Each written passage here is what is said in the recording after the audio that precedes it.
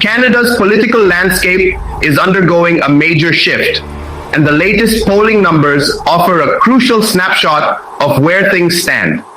With the next federal election on the horizon, the battle lines are being drawn, and the numbers tell a compelling story.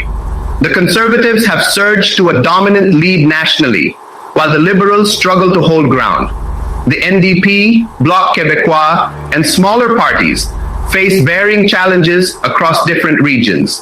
Let's break it all down, starting with the national picture before diving into the key battlegrounds that will determine the outcome of the next election.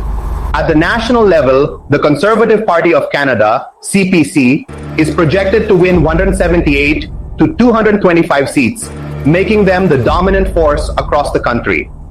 This wide range reflects the party's strong position in several regions, particularly in the prairies, Alberta, and parts of Ontario.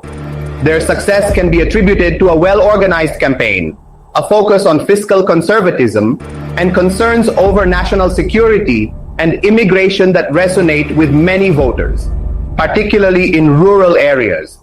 However, the projection's upper end could indicate a possible overwhelming victory if they maintain or increase their current momentum in these regions. The Liberal Party of Canada, LPC, currently led by Prime Minister Justin Trudeau, is projected to win between 56 to 108 seats, a significant drop from their previous victories in 2015 and 2019. Historically, the LPC has had strong support in urban centers like Toronto and Montreal, but this projection signals that they may be losing traction in those areas, particularly in Ontario, which has traditionally been a Liberal stronghold. Factors contributing to this decline include rising concerns over affordability, housing, and their handling of economic issues. The ongoing controversies surrounding the Trudeau administration, including scandals, policy missteps, and internal divisions, may have also eroded their support base. The New Democratic Party, NDP, led by Jagmeet Singh, is expected to win 13 to 26 seats. The NDP's platform has focused on progressive policies like healthcare, climate change, and affordable housing. However, despite their strong position in certain urban areas and among younger voters, their overall numbers remain limited, particularly in rural and suburban ridings, where other parties like the CPC have a firmer hold. This projection suggests that while the NDP still holds a dedicated base, their ability to break out of their traditional strongholds remains a challenge. The Bloc Québécois, BQ, continues to thrive in Quebec, where it represents the province's unique nationalist and separatist sentiments. The BQ is projected to win 34 to 44 seats, maintaining a strong presence in the province. Quebec's issues with federalism, language rights, and cultural preservation have helped the BQ stay relevant in provincial politics, despite fluctuations in national political trends. This projection indicates the Bloc's continued influence, especially on issues like Quebec's autonomy and its relationship with Ottawa. The Green Party of Canada, GPC, which champions environmental and climate action policies, is projected to win just 1 to 2 seats. While they have gained some popularity, particularly among environmentally conscious voters in urban areas, their inability to break through the political mainstream limits their electoral success. Their numbers have been stagnant as their platform struggles to gain broader support, and regional issues often overshadow their agenda in key provinces. Now, let's break it down region by region to get a deeper sense of how these projections reflect the political mood across Canada. In British Columbia, the Conservative Party of Canada is expected to dominate with projections ranging from 27 to 36 seats. This is largely due to their strong performance in suburban and rural areas of BC, where conservative values around law and order, resource development, and taxes resonate with voters. BC's growing concerns over housing affordability, homelessness, and urban crime also play in favor of the CPC, who have framed themselves as the party of economic stability. The Liberal Party's projection of 2 to 8 seats in BC highlights the region's shift away from their previously strong support. While the LPC remains influential in Vancouver and other major urban centers, their loss of support in suburban and rural ridings is evident. Issues like housing affordability, environmental concerns, and discontent with Trudeau's leadership have dampened the LPC's appeal in this region. The NDP's projection of 5 to 7 seats indicates a sustained presence, particularly in Vancouver's downtown and other progressive areas. However, their inability to expand outside of these areas limits their overall impact. The Green Party's 0 to 1 seat projection highlights their limited appeal despite strong environmental campaigns, struggling to appeal to a broader base beyond their core supporters in urban and coastal regions. Turning to Alberta, Alberta remains a solid bastion for the CPC, who are projected to win 34 to 36 seats. The province's economy, historically tied to the oil and gas industry, heavily favors conservative policies, particularly around energy development and reducing regulation. Alberta's more rural and socially conservative voters continue to align with the CPC, particularly on issues such as tax cuts, pipeline projects, and economic growth. The LPC is projected to secure just 0 to 1 seat, highlighting their weakness in Alberta.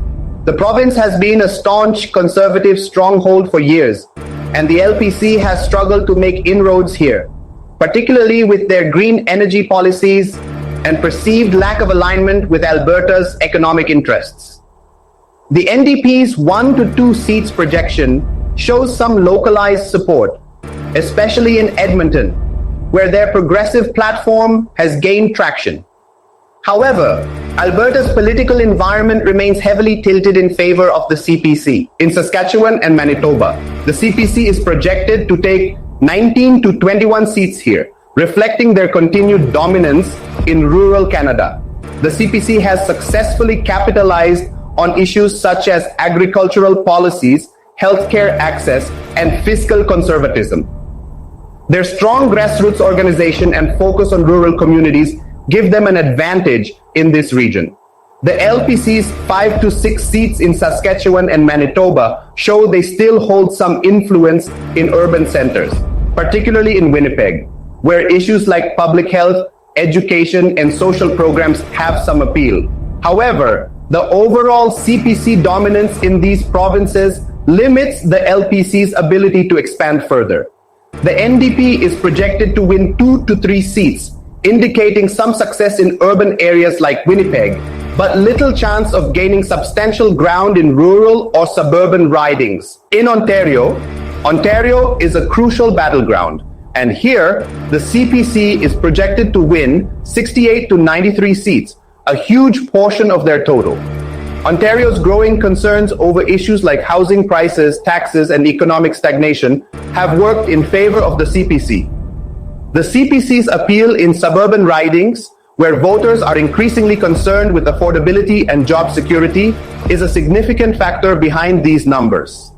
The LPC's 22 to 48 seats projection in Ontario suggests a significant decline from their previous results, likely due to growing frustration with the government's handling of economic issues, especially cost of living and housing affordability in major cities like Toronto. The LPC may hold on to a considerable number of seats in urban areas, but will struggle to hold ground in suburban and rural ridings where the CPC is gaining ground. The NDP is projected to win between 3 and 8 seats, primarily in urban centers like Toronto, where progressive policies on healthcare and the environment have their strongest appeal. In Quebec, Quebec continues to be a stronghold for the Bloc Québécois, projected to win 34 to 44 seats. The BQ's platform focused on Quebec's sovereignty, provincial autonomy, and the preservation of French language and culture resonates strongly with voters in the province. Despite shifts in national politics, the BQ's position as a voice for Quebec's unique interests ensures their continued relevance. The LPC is projected to secure 20 to 30 seats, but this projection represents a notable decline from their past successes in Quebec. The LPC's inability to fully address Quebec's concerns, particularly in the areas of language, culture, and regional autonomy, has left room for the BQ to consolidate its base. The CPC's 11 to 14 seats projection indicates they have a small but important presence in Quebec, largely among Federalist voters, and those focused on economic issues like jobs and taxes. In Atlantic Canada, the CPC's 18 to 24 seats projection signals growing appeal in Atlantic Canada, traditionally a Liberal stronghold. Issues like the economy, healthcare, and regional development have helped the CPC win over voters in these provinces. The LPC is projected to win between 7 and 14 seats, a decline from their previous dominance in the region.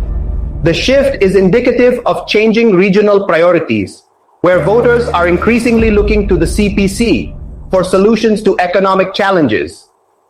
The NDP's 0 to 1 seat projection reflects their limited influence in this region, particularly in light of the stronger CPC and LPC presence. These latest numbers show a decisive Conservative advantage, with the Liberals facing serious challenges across the country. Ontario and British Columbia are tilting heavily toward the CPC, while Alberta and the Prairies remain Conservative strongholds. The Bloc remains dominant in Quebec, but the Conservatives are gaining ground, and in Atlantic Canada, the race is closer than ever. If these trends continue, the Conservatives are on track for a major victory. But campaigns matter, and anything can change in the coming months. The numbers are shifting, and the stakes are higher than ever. What do you think about these latest polling trends? Drop your thoughts in the comments below. Make sure to like, share, and subscribe to Blueprint Viral News so you never miss an update on Canada's changing political landscape.